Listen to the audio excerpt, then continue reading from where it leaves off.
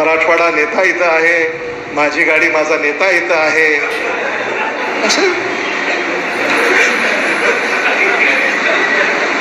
तेव्हा आता केशवराज महाराज यांनी तर सगळ्यांचाच मार्ग सुकर केलेला आहे. ते आमच्या बरोबरच आहे पहिल्यापासून.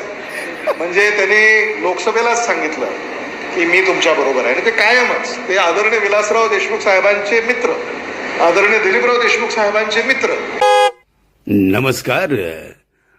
आवाजांचा बादशाह रत्नाकर औसेकर सादर करीत आहे आपल्या यूट्यूबवर माझी गाडी माझा नेता. माझी गाडी माझा नेता, नेत्यांचे अंतर्मन उलगडणारा कार्यक्रम. चला राजकीय नेत्यांनो, आपल्या कार्यकर्त्यांना बोलक करा, संपर्क करा. रत्नाकर औसेकर 98 90 39 87 88 ला संपर्क करा. नमस्कार. रत्नाकर औसेकर यूट्यूब चॅनलमध्ये माझी गाडी माझा नेता, माझी गाडी माझा नेतामध्ये आज मी निमंत्रित केले लातूरचे माजी महापौर, म्हणजे महापौर पदाचा काळ अत्यंत उत्कृष्ट पद्धतीनं गाजवलेले विक्रांत गोजमगुंडे यांना मी सन्मानानं माझ्या गाडीत बसवत आहे. आणि आपण चर्चा करूया काय होणार लातूरमध्ये, अमित देशमुख किती आघाडीने निवडून येणार याची चर्चा आपण करूया. चला गोजमगुंडे साहेब, आपण माझ्या गाडीत बसा.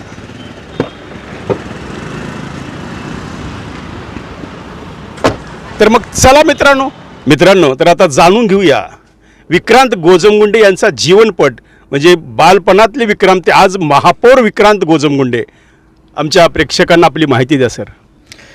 सर्वप्रथम मी आपल्या माध्यमातून तुमच्या सर्वच दर्शकांना नमस्कार करू इच्छितो आणि तुमचे विशेष कौतुक आणि अभिनंदन करू इच्छितो, कारण तुमचा माझी गाडी माझा नेता हा कार्यक्रम अल्पावधीत लोकप्रिय झालेला आहे.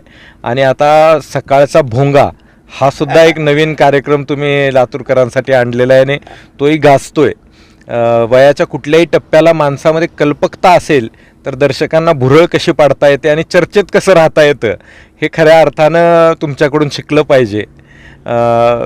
मी तसं माझा परिवार हा शेतकरी कुटुंबातून आलेला आहे. माझे वडील लातूरचे नगराध्यक्ष राहिले, माझे काका हे मराठवाड्यातील सिने अभिनेते श्रीराम गोजमगुंडे पहिले सिने अभिनेते ते होते. त्यामुळं एक कौटुंबिक पार्श्वभूमी आहे आणि त्याचा फायदा निश्चितच राजकारणामध्ये येण्यामध्ये झाला. कलाक्षेत्राचा वारसा आहे आपल्या परिवारात कलाक्षेत्राचाही आहे, राजकीय क्षेत्राचाही आहे. आणि 27व्या वर्षी मला अमितजी देशमुख साहेबांनी महापालिकेला तिकीट दिलं. मी निवडून गावभागातून आलो. खरं तर आपलं घर जुनं घर ज्या गाव भागात आहे त्याच परिसरातून मला प्रतिनिधित्व करण्याची संधी मिळाली. आणि मग प्रभाग समितीचा सभापती, स्थायी समितीचा सभापती, परिवहन समितीचा सभापती आणि लातूरचा महापौर होण्याचं भाग्य मला मिळालं. आणि आज तो प्रवास सुरू आहे. तुम्ही आज शेजारी घेऊन या गाडीमध्ये माझी मुलाखत करता इथपर्यंत तो प्रवास येऊन पोचलेला आहे. हा विलक्षण प्रवास आहे मित्रांनो. खरं सांगतो यांची कल्पकता, कारण विक्रांतने जे सजवलेलं महानगरपालिकेचं ऑफिस मी पाहिलं, मी सुद्धा अवाक झालो. म्हणजे कल्पकता, कलाक्षेत्र या सर्वांशी जुळलेला हा माणूस आहे. आणि सगळ्यात महत्त्वाचं म्हणजे अमित देशमुखांचा खास माणूस. मित्रांनो, विक्रांतच्या आता मुद्द्यालाच हात घालूया. काय होणार लातूरमध्ये, कारण एकीकडं शिवराज पाटलांच्या सुनबाई आणि एकीकडं विलासरावांचे सुपुत्र. फार जंगी लढाई आहे. आणि आपण या लढाईकडे कसं बघतात? नाही, मी या लढाईकडे एका वैचारिक लढाईसारखं बघतो. आणि आपण विचारलं की काय होणार लातूरमध्ये, तर मला वाटतं की जे नेहमी होत आलंय ते होणार आणि काँग्रेस पक्ष विजयी होणार. लढाई मोठी आहे का लहान आहे हा तसा मुद्दा गौण आहे, कारण कुठलीच लढाई ही लहान नसते. प्रत्येक लढाई ही मोठी. दरवेळेसपेक्षा विक्रांत यापर्यंत थोडंसं जास्त तणाव टेन्शन आहे काँग्रेसकडं. नाही, असं मला तरी कुठं जाणवत नाहीये. काल स्वतः शिवराज पाटील भाजपच्या कार्यालयात जाऊन त्यांनी देखरेख केली. आता त्यांनी इंटरेस्ट घेतलेला आहे सुनाला आमदार करायचा. नाही, शिवराजजी पाटील चाकूरकर साहेब हे आमचे श्रद्धास्थान आहेत आणि त्यांची उंची एवढी मोठी आहे की माझ्यासारख्या व्यक्तीने त्यांच्याबद्दल बोलणं योग्य नाही. आणि ते आजही आमचे श्रद्धास्थान आहेत, कालही आहेत आणि उद्याही आमचे श्रद्धास्थान राहतील. आणि मग आमच्या नेतृत्वाने तसा उद्घोष वारंवार केलेला आहे. त्यामुळं टेन्शनचं काही वातावरण नाही. पण आमच्याकडं एक सुसूत्रता असते. अमितजी देशमुख साहेबांची प्रचार यंत्रणा म्हटलं की सुनियोजित प्रचार यंत्रणा आमच्याकडे असते. आमच्याकडं कुठेही गडबड गोंधळ तुम्हाला पाहायला मिळणार नाही.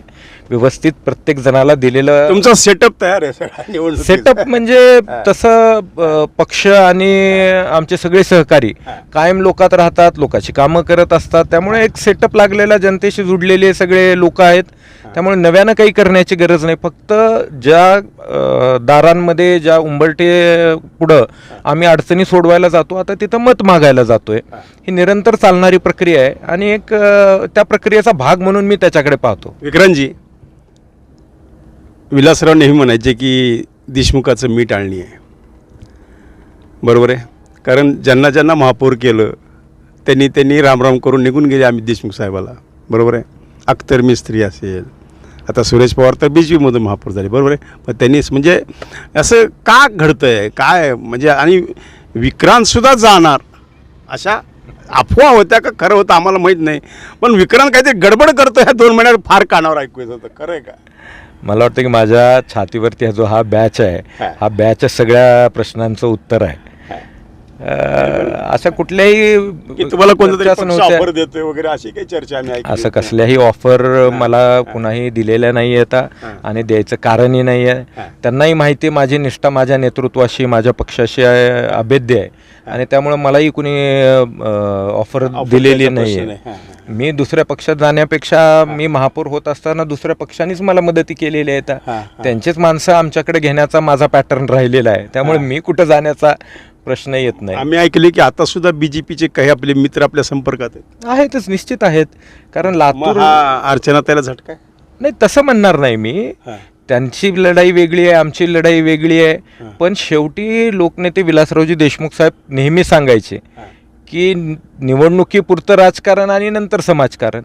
त्यामुळं पुन्हा लोकांची सेवा करताना एकमेकांची मदत आम्हाला लागणारच आहे. आम्ही एकमेकांना मदत करणारच आहोत. आणि आपण सांगितलं की महापौरांनी आमच्या नेतृत्वाची साथ सोडली. आता त्यामध्ये त्यांची काही व्यक्तिगत कारणं असू शकतात, व्यक्तिगत स्वार्थ सुद्धा असू शकतो. पण मी त्याच्याकडे फारसं नकारात्मकतेनं बघत नाही. कदाचित उद्या चालून ते परत आमच्यासोबत येऊ शकतील. त्यामुळं त्या गोष्टींकडे मी नकारात्मकतेनं पाहत नाही. आणि आपण म्हणालात की सगळ्यांनी साथ सोडली, सगळ्यांनी सोडलेली नाही आहे. आज स्मिताताई खानापुरे ज्या प्रथम महापौर होत्या त्या पक्षातच आहेत. आज दीपकजी सूळ साहेब जे महापौर होते, माझ्यासोबत विरोधी पक्षनेते म्हणून काम केलं, तेही आज पक्षामध्येच आहेत. मी पक्षामध्ये कार्यरत आहेत. त्यामुळं प्रत्येकजण साथ सोडला असं नाही, काही व्यक्तिगत त्यांच्या अडचणी. ठीक आहे. विक्रांतजी, आपण महापौर असताना अशी ठळक कामं मला सांगा की जी अमित देशमुखांच्या संकल्पनेतून घडली आणि हे काम विक्रांतनं केलंय असं कामं सांगा आम्हाला. अशी किती कामं सांगायचे ते आधी मला जेवढी शक्य तेवढं 5 मिनिटात सांगा. सगळ्यात महत्वाचं म्हणजे भरपूर कामं केली आपण भरपूर कामं केलेली आहेत. 2.5 वर्षामध्ये 262 कोटी रुपयाचा निधी लातूर महापालिकेला उपलब्ध झाला. हे आजपर्यंत सगळ्यात मोठं रेकॉर्ड आहे. कुठे 262 कोटी सगळे खर्च केलेले आहेत, त्याची कामं पूर्ण झालेली आहेत आणि आम्ही त्याचे पत्रक दारोदारी वाटलेले आहेत. आणि आज नाही, 2 वर्षापूर्वी आम्ही ते माझा कार्यकाळ झाला त्यावेळेस मी जाहीर केलेला आहे. त्याचबरोबर आम्ही 262 कोटी फक्त महापालिकेचे, फक्त महापालिके 2.5 वर्षाच्या काळात. म्हणजे पुन्हा केंद्राचा राज्याचा निधी वेगळा, तो वेगळाच आहे सगळा. त्याच्यानंतर त्याच्या पूर्वीच्या 2.5 वर्षात आलेला निधी वेगळा आहे आणि त्याच्यानंतर माझा कार्यकाळ संपला. त्याच्यानंतर प्रशासक राज आता 2.5 वर्ष आहे, त्या काळातला निधी वेगळाच आहे. पण अमितजी देशमुख साहेबांच्या संकल्पनेतून आणि प्रयत्नातून लातूर शहर महापालिका ही देशातील एकमेव महापालिका आहे जी आमच्या महिलांना मोफत सिटी बस सेवा देते. कोणती महानगरपालिका देत नाही? देशातील एकही महापालिका नाहीये. फक्त दिल्ली राज्य सरकारकडनं ती योजना चालू आहे, तेही स्टेट गव्हर्नमेंट. कोणाची संकल्पना? ही अमितजी देशमुख साहेबांची संकल्पना आहे. त्यानंतर मराठवाड्यातलं लातूर पहिलं शहर आहे जिथं पाईपलाईनद्वारे घरगुती गॅस मिळतो. त्यानंतर आपण बघितलं असेल की आमची सत्ता महापालिकेमध्ये आल्याच्या नंतर गरुड चौक ते PVR चौक हा जो मुख्य आपली हृदयवाहिनी असणारा रस्ता आहे, ह्या रस्त्याचं पूर्ण आम्ही नूतनीकरण केलं. आजही तो रस्ता खणखणीत आहे. म्हणजे पूर्व भागाचं चित्र बदलण्याचं काम केलं, तिथं डिवायडर टाकण्याचं काम केलं. छत्रपती शाहू महाराजांचा पुतळा आम्ही त्या ठिकाणी उभा केला. मी महापौर झाल्यानंतर आम्ही जी देशमुख साहेबांनी मला शादीखान्याचं प्रारंभ करायला सांगितलेला होता, आम्ही त्यांना विनंती केली की आपण येऊन नारळ फोडा. ते म्हणाले की मी नारळ फोडणार नाही, काम झाल्यानंतर मी येईन. ते कामाला प्रारंभही केला. मध्यंतरी कोविड आला आणि कोविडच्या परिस्थितीवर मात करून सुद्धा तो शादीखाना आज निर्माण झाला. आणि देशातील सर्वोत्तम वास्तूपैकी एक ती वास्तू आहे. आणि आपण सगळ्यात मोठं जर मला समाधान वैयक्तिक कुठल्या एखाद्या कामाचं असेल तर ते कोरोना काळात केलेल्या कामाचं. म्हणजे माझ्या नाही, विरोधक तर टीका करतात की आम्ही देशमुख साहेब कोरोनात परदेशला होते, इस्तंबूलला होते. काय फरक आहे? आता विरोधकांना केवळ तोंडाच्या वाफा उडवायच्या असतील, टीका व्यक्तीवर व्यक्तिद्वेष आहे. व्यक्तिद्वेषच म्हणावा लागेल. कारण एखादा व्यक्ती राज्याचा वैद्यकीय शिक्षण मंत्री आहे आणि कोविडचा काळ आहे, अशा परिस्थितीत तो परदेशला कसा जाऊ शकतो. आणि परदेशाचं त्यांचं जर कनेक्शन आपल्याला सांगायचं असेल तर फक्त एक आहे की रेमडेसिवीर आपल्याकडे उपलब्ध होत नव्हते. त्यावेळेस त्यांनी प्रयत्न केला, केंद्र सरकारशी त्यांनी संपर्क केला आणि अगदी बांगलादेशवरनं रेमडेसिवीर आपण मागवलेले होते. त्याच्यात त्याचं योगदान आहे. मी ज्या पद्धतीनं सांगितलं, कोविडचा एकही दिवस, तुम्ही महापौर होता ना, अगदी कोरोना काळात मी महापौर म्हणून मला अवघी 2-3 महिने झालेले होते. आणि कोविड झालं, लॉकडाऊन झालं, प्रचंड मोठं संकट होतं. प्रेतांचा खच होता इकडं, अगदी भीतीचं वातावरण होता. एखाद्याला कोविड झाला तर तो जगतो का नाही आणि लोक त्याच्यापासून लांब राहायचे. मला आठवतं पहिला कंटेनमेंट झोन केला आमच्या लेबर कॉलनीत. 1.5 किलोमीटरचं आम्ही कंटेनमेंट झोन करून सिलिंग केलेली होती, कारण शासनाचे नियम होते. कोणी जवळ जायला तयार नव्हतं. आमच्या नेत्यांनी आम्हाला सांगितलं की आपण तिथं तातडीनं मदत पोचवा. लातूर शहर हे एकमेव शहर आहे साहेब ज्या ठिकाणच्या स्वच्छता कर्मचाऱ्यांनी सुद्धा एक दिवस सुट्टी घेतली नाही. कंटेनमेंट झोन झाला तर त्यामध्ये भाजीपाला, दूध, धान्य हे सगळे आमचे कर्मचारी नेऊन मध्ये द्यायचे. म्हणजे लोकांना कंटेनमेंट झोन असताना, लॉकडाऊन असताना घरपोच सेवा दिली. वृद्धांना आम्ही औषधंसुद्धा त्यांच्या घरपोच नेऊन दिलेली आहेत. एवढंच नाही तर मी एकही दिवस कोविडच्या काळामध्ये सुट्टी घेतलेली नाही. 24 तास मी रस्त्यावरती होतो, जनतेमध्ये होतो. आणि हे सगळं कुणाच्या बळावर, हे सगळं आमच्या नेत्यांच्या पाठबळावरच आम्ही करू शकलो. कोविडच्या काळामध्ये मी आपल्याला सांगत होतो की प्रत्येक कुठल्याही रुग्णाला जर आपण विचारलं, सर्वोत्तम जेवण, जेवणामध्ये ड्रायफ्रूट, फळं, असा आहार आम्ही महानगरपालिकेने केलेला आहे. सगळं शासन व्यवस्था म्हणून आम्हाला DPDC मधनं फंड मिळायचा आणि आम्ही तो खर्च केला. आम्ही वसतिगृह नक्कीच, ते पालकमंत्री होते त्यावेळी आणि जी श्रीकांत साहेब हे त्यावेळी जिल्हाधिकारी होते. या सगळ्यांनी त्यावेळेस आम्ही एकजुटीनं काम केलं. शेवटी नेत्यांचं काम असतं की आपल्या टीमला एकसंध बांधणं आणि लोकांच्या उपयोगाची कामं करणं. कोविडमध्ये लातूरमधल्या सारख्या सेवा महाराष्ट्रात कुठेही झाल्या नाहीत. म्हणजे विरोधक जो आरोप करतात की बाबा हे चुकीचा आहे, विरोधक त्यावेळेस घरात होते, त्यांनी कोविड पाहिलाच नाही, अनुभवलाच नाही. जे विरोधकांना कोविडची बाधा झाली त्यांची सेवा सुद्धा आम्हीच केली आहे. मी तुम्हाला अख्खी यादी देऊ शकतो कोणत्या कोणत्या विरोधी पक्षात आज जे फिरतायत त्यांना कोविडची बाधा झाल्यावर आम्हाला फोन केला ना आम्ही त्यांच्यापर्यंत अगदी लातूरात एकही रुग्ण ऑक्सिजन विना दगावलेला नाही. हे लातूर एकमेव शहर आहे.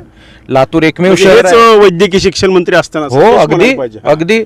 आणि विलासरावजी देशमुख सुपर स्पेशालिटी हॉस्पिटल, अहो त्या ज्यांच्या वडिलाच्या नावाने हॉस्पिटल आहे त्याचं उद्घाटन करण्याचाही मोह एखाद्याला झाला असता, पण त्यांनी सांगितलं उद्घाटन मला करायचं नाहीये, पेशंट ऍडमिट करा. रात्रीतून आम्ही ते पेशंट तिथं ऍडमिट करायला सुरू केले. मला सांगावंसं वाटेल की त्या काळात कोणी बाहेर पडायला तयार नव्हतं. मी स्वतः PPE किट घालून रुग्णालयात जायचो, त्या ठिकाणी भेटायचो. माझ्या स्वतःच्या परिवाराची चिंता मी केली नाही. माझ्या परिवारात कोणाला झालं होतं? माझं दुर्दैव म्हणा किंवा माझं सुदैव म्हणा की मार्चमध्ये लॉकडाऊन झाला आणि 17 मेला माझ्या मुलाचा जन्म झाला.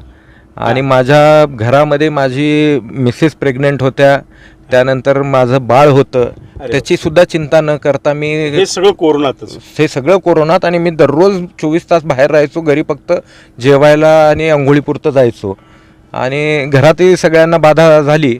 मला मात्र पहिल्या फेज संपल्यानंतर बाधा झाली. ईश्वरानं कदाचित ते काम सोपवलं असेल, पण आम्ही कदाचित ह्या लोकांची सेवा करायचं भाग्य तुमच्या नशिबात. आता विक्रांत, आता आपण आणि त्याच्यामध्ये आमचे नेते अमितजी देशमुख साहेबांनी जे पाठबळ दिलं, त्यांनी येऊन वारंवार ज्या बैठका घेतल्या, ज्या सूचना केल्या, जो निधी उपलब्ध करून दिला, त्या आता मला वाटतं लातूरकरांचा नव्हे तर संपूर्ण दर्शकांचा हा जो मनामध्ये एक विषय होता किंवा कोरोनामध्ये अमित देशमुख कुठं होते त्याचा विषय आता उत्तर मिळालेलं आहे विक्रांत. आता सर्वांना मला वाटतं की उत्तर खरं तर देण्याची गरज सामान्य जनतेला नव्हती, पण ज्यांनी प्रश्न निर्माण केला त्यांना गरज होती. बरोबर आहे. बरं, जातीय समीकरण जे घातल्या चाललेले आहे की पुन्हा मामूली प्रयोग होणार, काय वाटतं आपल्याला? नाही, मला वाटत नाही की ही जातीय लढाई आहे. ही विचाराची लढाई आहे, विचारधारेची लढाई आहे. आणि जातीयतेबद्दल बोलत असाल तर मी स्वतः ओबीसी प्रवर्गातून येतो. आता माझं तर भाग्य असं आहे की माझा समाज सुद्धा ओबीसीत घालण्याचं काम लोकनेते विलासरावजी देशमुख साहेबांनी केलं. त्यामधून मला ओबीसी मधून महापौर होता आलं. कदाचित मी ओबीसी समाजातून नसतो किंवा आरक्षणाचे कवच कुंडले मला नसते तर मला महापौरही होता आलं नसतं. परंतु आरक्षणाचा लाभ आम्हाला मिळाला. माझ्या आधी दीपक सुळ साहेब आले, ते सुद्धा ओबीसी समाजातनं. अख्तर मिस्त्री साहेब झाले, ते सुद्धा मुस्लिम ओबीसी समाजातनं. दीपक सुळ नाराज आहे म्हणून ऐकलं खरं? नाही, अजिबात नाही. अगदी दणदणीत मुलाखत तुम्हालाच त्यांनी दिली आहे 2-3 दिवसापूर्वी. नाही, पण अशात नाही, आता मला असं वाटतं की विरोधकांनी आता हे अशा वावड्या सोडा केल्यात, हे नाराज आहेत, ते नाराज आहेत. नाराज असलो तर आज आम्ही हे काँग्रेसचे बीजेपीच नाराज आहे जी तुमच्या संपर्कात आहे. आता सगळ्याच गोष्टीची पोलखोल आताच करणं योग्य नाहीये. पण आम्ही जी काही लढाई लढतोय ती सरळ मार्गाने लढतोय. आड मार्गानं, चुकीच्या मार्गाने आम्ही लढाई लढत नाही आहोत, हे सुद्धा मला तुम्हाला सांगावं लागेल. कारण तुमच्या प्रेक्षकांचा गैरसमज होईल की आम्ही काहीतरी त्यांची माणसं फोडून लढा लढतोय का. आम्ही लढा सरळ मार्गाने लढतोय आणि उजळ माथ्याने जातोय, आणि जनतेच्या विश्वासावर ही आमची लढाई आहे. त्यामुळं कुठेही आम्ही तसला हे नाही. आणि आपण जो जातीयतेचा बोललात, स्मिताताई खानापुरे मॅडम ह्या लातूरच्या पहिल्या महापौर होण्याचा मान त्यांना मिळाला. त्यामुळं 18 पगड जातीला प्रतिनिधित्व देण्याचं काम हे काँग्रेस पक्षाने केलंय.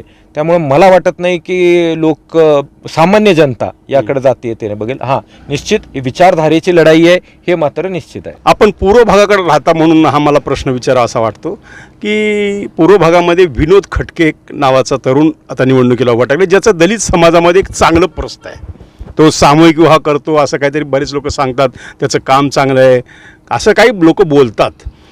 मग मला सांगा, तुम्ही जर विनोद खटकेने जर मतं जास्त घेतली तर इकडं नुकसान होऊ शकतं काँग्रेसला, अशी काही चर्चा सुरू झाली आणि भाजप विनोद खटकेला पळवण्याच्या तयारीत आहे. आपल्याला काय वाटतं? नाही, आता त्यांना कोण पळवण्याच्या तयारीत आहे ह्याच्यावरती मला भाष्य करता येणार नाही. हा, विनोद खटके हे एक सामाजिक कार्य करणारा एक तरुण आहे, आमचा चांगला मित्रही आहे. त्याच्यामुळं त्याची एक विचारधारा वेगळी आहे. आधी ते आमच्या सोबत होते, परंतु काही कारणास्तव त्यांचे विचार बदलले असतील.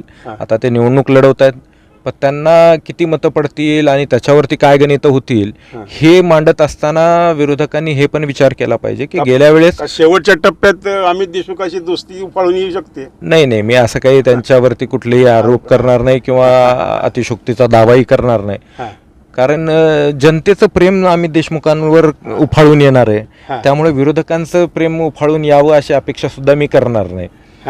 पण विरोधकांनी हा मुद्दा लक्षात घेतला पाहिजे की गेल्या वेळेस वंचित बहुजन आघाडीकडनं राजा मनियार साहेब निवडणुकीला उभे होते. त्यांनी साधारणतः 25,000 मतं घेतली, तरीही अमित देशमुख साहेब 40,000 मतांनी निवडून आलेले आहेत. त्यामुळं ज्याला त्याला लोकशाहीनं अधिकार दिलेला आहे, प्रत्येक फार काही परिणाम होणार नाही खटकेचा असं तुम्हाला म्हणायचं नाही. त्यांचा परिणाम होणार का नाही होणार हे तुमचीच मतं तो फोडेल अशी चर्चा लोक करतात. नाही, आमची मतं कसे फोडतील? लातूरकरांच्या मनामध्ये अमित देशमुखांचं नेतृत्व ठसलेलं आहे आणि लातूरकरांनी ठरवले त्यांना विजयी करायचं. त्यामुळं आमची मतं फोडण्याचा प्रश्नच येत नाही.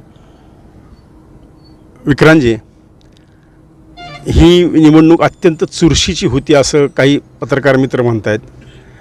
आणि मला तर बोलल्याशिवाय माझा कार्यक्रम होत नाही मित्रा, बरं का. जर शिवराज पाटील खरोखरच प्रचारात उतरले, कारण ते एक शंका मला आता जाणवायला लागली की जर थोड्या अडचणीत यायला वाटलं की शिवराज पाटील लातूरात प्रचारात सामील होऊन पदयात्रासुद्धा काढू शकतात, सभासुद्धा घेऊ शकतात. जर ते कार्यालयात जाऊ शकतात तर काही करू शकतात. कारण आता त्यांच्या एकतर पाटील साहेबाच्या अस्तित्वाची लढाई, नाहीतर इकडे देशमुख परिवाराच्या अस्तित्वाची लढाई आहे. काय वाटतं आपल्याला? नाही, असं काही नाही आहे. ही लढाई पाटील साहेबाच्या अस्तित्वाची किंवा देशमुख साहेबांच्या अस्तित्वाची नाही आहे. ही लढाई एक माझं असं मत आहे की पाटील साहेब कुटुंबापुढे हतबल झाले, असं एक मला एवढ्या मोठ्या व्यक्तीबद्दल मी बोलणं हे योग्य होणार नाही, राजकीय दृष्ट्या सुद्धा योग्य होणार कारण नाही. मी त्यांच्या 2 मुलाखती घेतल्या, दोन्ही मुलाखती त्यांनी भाजपचं नाव घेतलं नाही. मी आपल्याला तेच सांगू इच्छितो की मी नैतिकतेनं सुद्धा मी त्यांच्याबद्दल बोलणं योग्य होणार नाही. परंतु ही लढाई 2 कुटुंबाच्या विरोधामध्ये नक्कीच नाहीये. ही लढाई 2 पक्षाच्या विरोधात आहे, 2 व्यक्तींच्या विरोधात आहे आणि 2 व्यक्तींची जी काही विजन आहेत त्या विजनच्या विरोधात आहे. आणि शेवटी हे ठरवणार कोण आहे? शेवटी हे ठरवणार लातूरची जनता आहे. शेवटी काही नेते बसून हे ठरवणार नाही आहेत किंवा कार्यकर्ते बसून हे ठरवणार नाही आहेत. तर 4 लाख म्हणजे लातूर जिल्ह्यातला सर्वात मोठा मतदारसंघ लातूर शहर आहे. 3,98,000 मतदार आहेत या लातूरमध्ये. हे 3,98,000 मतदार ह्याचा निर्णय. लिंगायत किती आहेत अंदाजे? नाही, जातीय बाबतीमधल्या आकडेवाऱ्यावर मी भाष्य करणार नाही, कारण जातीय गणितात मी विश्वास ठेवत नाही. मी विश्वास ठेवतो ते जनतेच्या शक्तीवरती. कुठलीही निवडणूक लढताना अमुक जातीचे मतं एवढे आहेत, तमुक जातीचे मतं एवढे आहेत म्हणून एखादा माणूस विजयी होतो. काळगे कोणाचं काम करतील?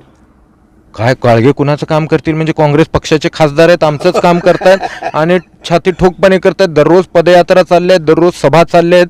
अहो नुसतं डॉक्टर काळगेच काय, सुधाकर शृंगारे साहेब सुद्धा आमचं काम करतायत. मग ज्यावेळेस विरोधक आमचे काम करतायत त्यावेळेस आमच्या व्यक्तीबद्दल तुम्ही शंका कशी घेऊ शकता?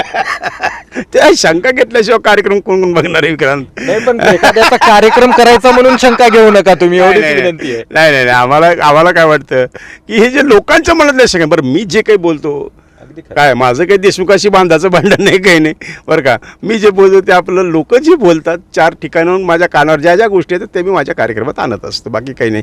व काळगे कुणाचं काम करणार? बरं ठीक आहे, आता हेच आहे खुलासा झाला की काळगे काँग्रेसचं काम करणार. 100% करणार काँग्रेसचं, आणि त्याच्याबद्दल प्रश्नच निर्माण होत नाही. मला उत्तर द्यायची गरज नाहीये.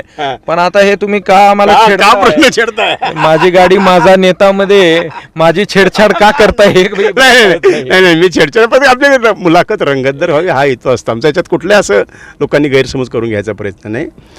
मला एक सांगा विक्रांत, आता लातूरला तुम्ही महापौर आहेत, लातूरचा पाण्याचा प्रश्न आहे.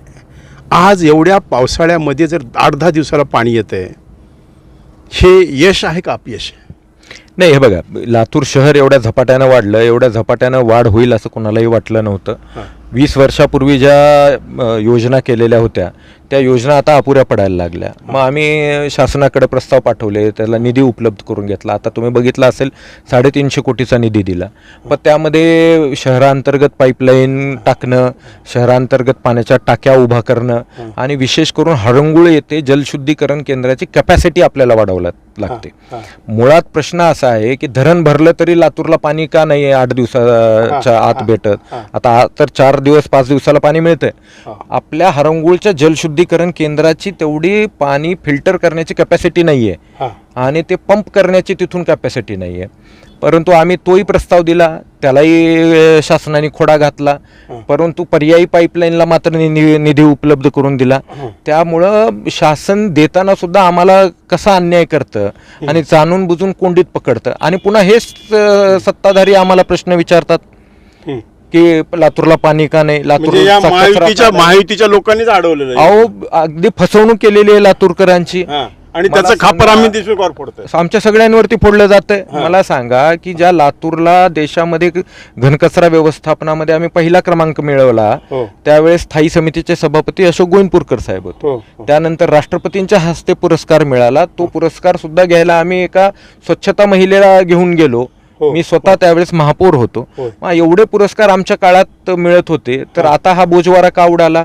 2.5 वर्ष झालं यांनी आणून बसवलेले आयुक्त आहेत, पालकमंत्री यांचे आहेत, मंत्री यांचे आहेत, शासन यांचं. पालकमंत्री हो शोधान 100 रुपये मिळवा हे बोर्ड आता लोक लावणार. 100 कशाला, मी तर 10 लाख रुपये द्यायला तयार आहे. माझ्या खिशात नाही आहेत, पण मित्राकडनं घेऊन द्यायला मी तयार आहे. की पालकमंत्री फक्त टक्केवारी घ्यायचे आणि डीपीडीसीच्या कामाचं वाटप करायचं, ह्याच्या पलीकडे कामच त्यांनी केलेलं नाहीये. फक्त हा 50 आपला आरोप आहे. कार्यक्रम आहे लातूर. अगदी किती खोके, 50 खोक्याच्याही पलीकडे आकडे गेलेले आहेत. अरे बापरे. 50 खोक्याला सुद्धा आता लाज वाटेल अशी परिस्थिती या ठिकाणी नेली आहे. एवढी टक्केवारी वाढलेली मंत्र्यांची. मंत्र्यांनी काय धुमाकूळ घातलेला आहे. इथल्या कुठल्याही कार्यालयात जा तुम्ही, सगळीकडे तीच परिस्थिती. अधिकारी सुद्धा बेबंद वागतायत. मनपा हे ओरबडण्याचं ठिकाण झालेलं आहे. मनपाची मालकी सगळ्याला करायची, पण मनपाची जबाबदारी घ्यायला कोणी तयार नाहीये या ठिकाणी. अशी ही परिस्थिती आहे. आणि मग बोलायला चांगलं आहे, म्हणजे सगळा घोळ आपण घालून ठेवायचा. त्या कचऱ्यामध्ये कोणाचे लागे बांधे हे तमाम लातूरकरांना माहिती आहे. ते विरोधक तर म्हणतात ह्याच्यात अमित देशमुखचं हित आहे म्हणे, कुणाला तरी जवळच्या माणसाला द्यायचं. कसं हित राहू शकतं त्यांचं हित असतं तर एवढा बोजवारा उडाला असता का? ह्याच्यामध्ये कुणाचे वेस्टेड इंटरेस्ट आहेत हे लातूरकरांना माहिती आहे. आता आलेलं कंत्राटदार कुठून आलाय ते सुद्धा माहिती आहे. 2.5 वर्ष त्याला कंत्राट का मिळू नये? तुम्हाला आश्चर्य वाटेल की मी महापौर असताना शेवटच्या सर्वसाधारण सभेमध्ये मागच्या संस्थेचं टेंडर आम्ही रद्द करण्याचा एकमुखी ठराव केला, परंतु 2.5 वर्ष त्याच्यावरती कारवाई झाली नाही. मग त्याला कोण रोखून धरलेलं होतं? कोण पैशाचे त्याच्यामध्ये व्यवहार केले? कचऱ्यामध्ये पैसे खाण्याचं काम ज्यांनी केलं, आता ते आम्हाला प्रश्न विचारतायत. म्हणजे चौचुहे अशा पद्धतीचं काम आहे हे सगळं. विक्रांतजी चांगलं झालं नाही बरोबर, तर बॅनर लावणार आमच्यामुळे झालं, आम्ही हे केलं, आणि वाईट झालं की त्याचं खापण आमच्यावर. विक्रांतजी, आरोप असा केला जातोय की लातूरमध्ये जे काही सुखसोयी आहेत सध्या, म्हणजे लातूरमध्ये एक प्रकारे ज्या पद्धतीनं असं फ्री हँड द्यायला पाहिजे अधिकाऱ्यांना वगैरे मिळत नाही, अशी काही तक्रारी सध्या. हो, प्रत्येकाला वरून फोन येतो. आता एखाद्या सामान्य माणसाचं काम घेऊन गेलं, त्याच्या विरोधात पैसेवाला माणूस असला तर साधा त्याला बांधकाम परवाना मिळू दिला जात नाही. एखाद्याला काही उद्योग चालू करायचा, एखाद्याला काही व्यवसाय चालू करायचा. काही नागरिकांचे फोन आले, तुम्ही महापौर होतात म्हणून तुम्हाला हा प्रश्न मला छेडा वाटतो की आज कित्येक फायली अशा पिंडी की ज्यांना परवानगीच मिळत नाही बांधकामाला. तेच तर कारण आहे. काय याच्यात हित काय? साराचं कुरण झालेलं आहे. तिथं भोग चढवल्याशिवाय कसलाही तिथून कागद द्यावाच लागतो. आणि हे केवळ आयुक्तापुरतं नाहीये. मी आयुक्तांना दोष देणार नाहीये. त्यांच्या माध्यमातून वर बसलेले लोक हे सगळं करतायत. त्यांना बसवणारी मंडळी ही वरची आहे. अगदी मंत्रालयातून प्रत्येक टेंडर असेल, प्रत्येक काम असेल, प्रत्येक गोष्टीबद्दल फोन येतात. एखाद्याचा बांधकाम परवाना अडवला जातो, एखादा बिल्डर गेला तिथं, त्याला 4 मजल्याची इमारत करायची असेल तर ती सुद्धा सहज करता येत नाही. एवढं जाऊ द्या, सामान्य माणसाला 1 मजली 2 मजली घर बांधायचं असेल त्याच्यात सुद्धा पैसे मागितले. तुम्ही महापौर असताना याच्यावर आळा घातला होता? अगदी 100% त्याच्यावरती आळा होता. त्याच्यावरती आम्ही ऑनलाईन सिस्टीम चालू केली. तीच ऑनलाईन सिस्टीम आज यांनी बंद पाडण्याचं काम केलेलं आहे. शेवटच्या टप्प्यामध्ये काही चुकीचे गैरप्रकार आमच्याही काळामध्ये व्हायला लागले. त्याच्याबद्दल आम्ही सर्वसाधारण सभेमध्ये त्या अधिकाऱ्यांना खडसावून जमिनीवर आणलेलं होतं आणि असले सगळे प्रकार आपण बंद केलेले होते. काही लोकांनी त्याही काळात प्रयत्न केला, पण आम्ही तो प्रयत्न चालू दिला नाही. मला सांगा औसेकर साहेब, आजपर्यंत माझ्यावर भ्रष्टाचाराचा एक डाग नाहीये किंवा आमच्या नेत्यावरती भ्रष्टाचाराचा डाग नाही. माझ्या कुठल्या सहकार्यावरती भ्रष्टाचाराचा 2.5 वर्षामध्ये डाग नाही. एक तरी आरोप विरोधक करू शकतात का आम्ही 1 रुपया कुठं खाल्ला म्हणून? आज आम्ही जे धडधडीत आपल्याला सांगू शकतोय की डीपीडीसी मध्ये 10% दिल्याशिवाय कुठलाही निधी मंजूर होत नाही, हे कुणाच्या खिशात जातंय? लातूर शहरामध्ये कुठलंही काम करायचं असेल, नवीन उद्योग करायचं तर आता लोक त्यांच्याकडे जायला लागलेले आहेत. हे लातूरमध्ये कधीच घडत नव्हतं. 7-7 खून होतात लातूरमध्ये. हे लातूर सुरक्षित राहिलंय का? आणि हे सगळं पाप हे लातूरच्या पालकमंत्र्यांचं पाप आहे, सत्ताधाऱ्यांचं पाप आहे. विक्रांतजी, BJPचा चांगला संसार सुखानं चालला होता लातूर महानगरपालिकेत. काय चमत्कार केला विक्रांतने, बरोबर आहे का नाही? हा चमत्कार माझा नाहीये, हा चमत्कार नियतीचा आहे. आणि तुम्ही म्हणालात की BJPचा संसार सुखाचा चाललेला होता.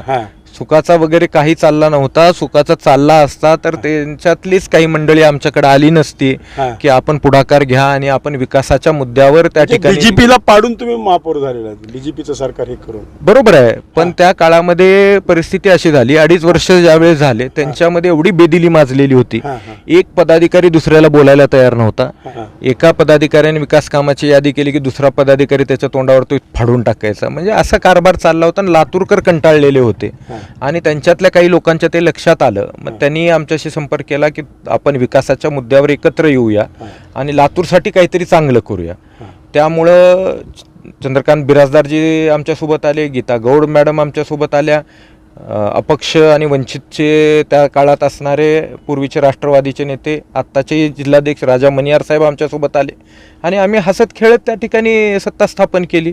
त्याच्यामध्ये काही कुणाचं चुकीचे गैरप्रकार आम्ही केलेले नाही. फक्त विकासाच्या मुद्द्यावर आम्ही आलो आणि त्याचे परिणाम सुद्धा लातूरकरांना मिळाले. अगदी पहिल्या दिवसापासून मी आणि उपमहापौरांनी अंग झाडून काम चालू केलं आणि तुम्ही बघितलात की 2.5 वर्षाच्या कारभारावर लोक अत्यंत त्या ठिकाणी खुश आहेत. लोक आजही समाधान व्यक्त करतात, कुठलाही आमच्यावर चुकीचा आरोप करत नाहीत. मी तर असं म्हणेन की नियतीने तो कौल दिला, कदाचित 2.5 वर्ष जर पुन्हा भाजपाची लोक असती तर आज या लातूर शहरामध्ये सामान्य बकाल जगणं मुश्किल झालं असतं.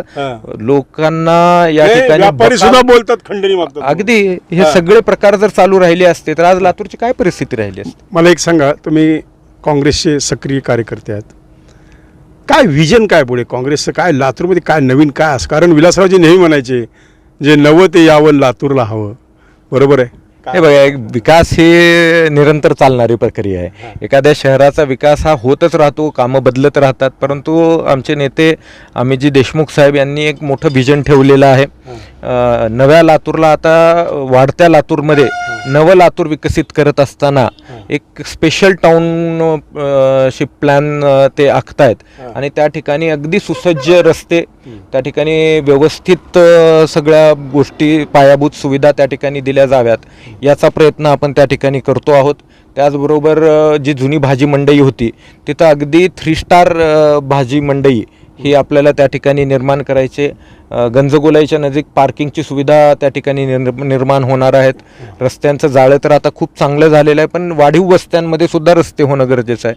त्याच्यामध्ये सगळं चांगलं नव्या पद्धतीनं चाललं आहे. डिजिटल लायब्ररी ही आपण नव्यानं तयार करणार आहोत. मनपाची इमारत आपण कॉर्पोरेट केली, परंतु आता त्याला आणखीन अपग्रेड करून एक नवी इमारतसुद्धा आपण त्या ठिकाणी निर्माण करणार आहोत. लोकनेते विलासरावजी देशमुख मार्ग निर्माण झाल्यानंतर तो मराठवाड्यातला सर्वोत्तम मार्गापैकी एक मार्ग असेल आणि तोच मार्ग गुळमार्केटच्या कोपऱ्यापर्यंत उघडण्याचं काम आपल्याला ट्रॅफिकच्या दृष्टिकोनातून करायचं आहे. अनेक संकल्पना त्या माध्यमातून आपल्याला राबवायच्या आहेत. लातूरकरांना आजपर्यंत तुम्ही म्हटल्यासारखं जे जे नवं ते लातूरकरांना हवं.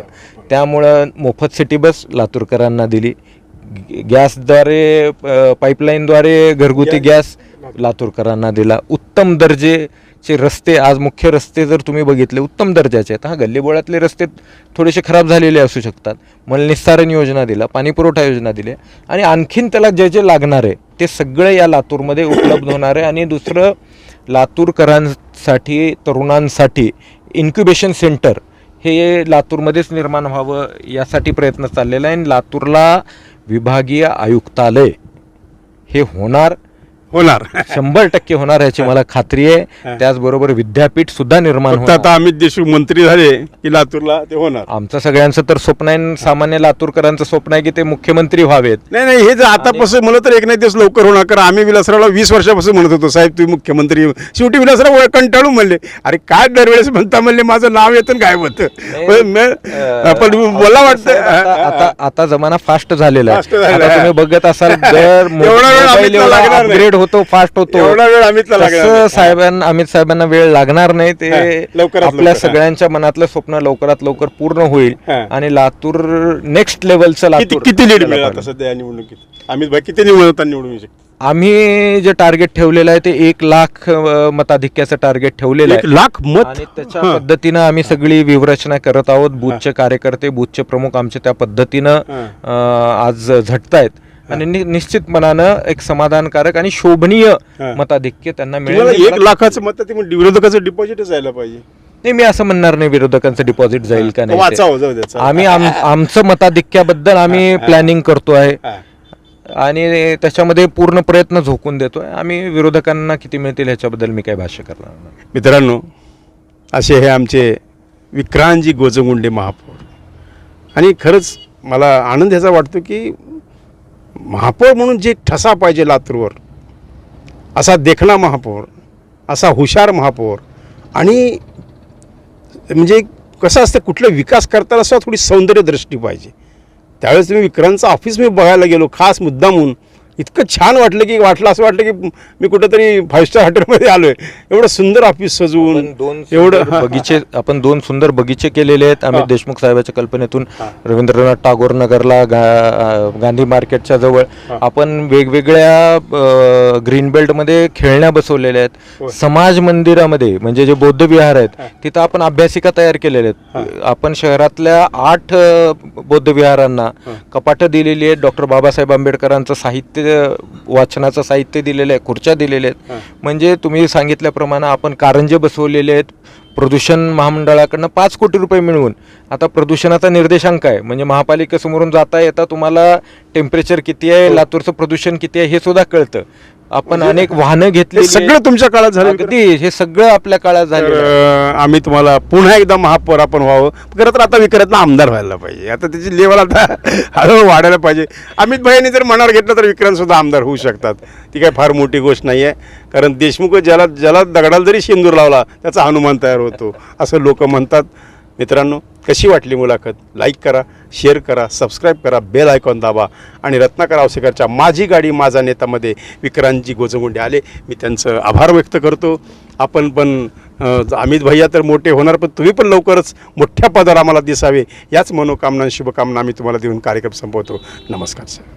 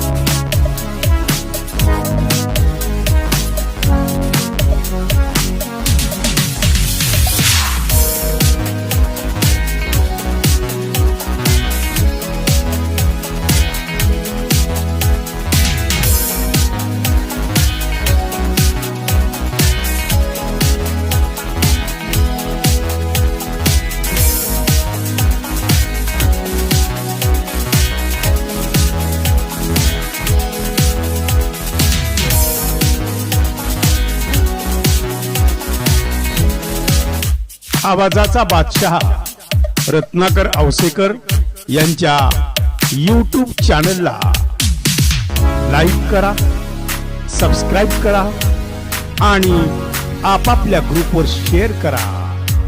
चला, आपल्या मोबाईलवर सर्वप्रथम आमचा कार्यक्रम मिळवण्यासाठी सहकार्य करा. Ratnakar Awasekar YouTube channel.